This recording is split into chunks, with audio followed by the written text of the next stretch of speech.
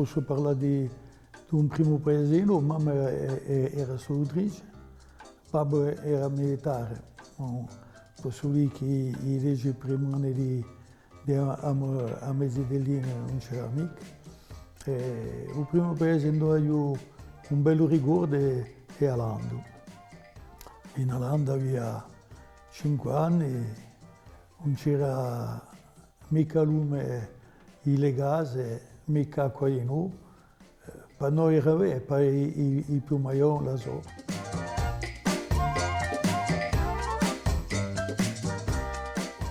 Abbiamo cercato noi quando eravamo giovani, 20-30 anni, c'è stato un riacquisto, siamo cresciuti assai, siamo voltati in paese, abbiamo fatto la nostra vita, abbiamo fatto la mia vita in guadagno. A base, quando pensiamo a suo tempo, pensiamo che ci sono stati assai annati dove abbiamo quasi perso tutto ciò che abbiamo pensato di poter fare all'epoca.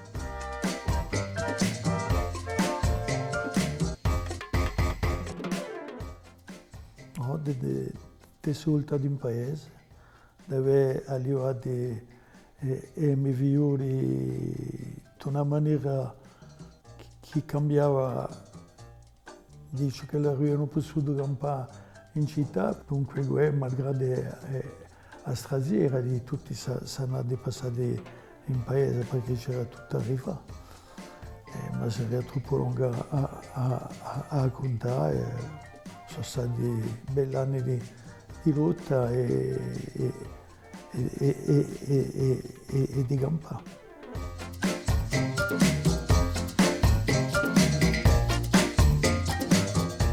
Abbiamo una corsa che non sa più troppo in lavare. Abbiamo avanzate politiche per quali ci siamo battuti che sono un po' spaperse e abbiamo che ci vuole che l'accadono una disgrazia come l'accaduto tutti i giorni perché il popolo si ritrovasse.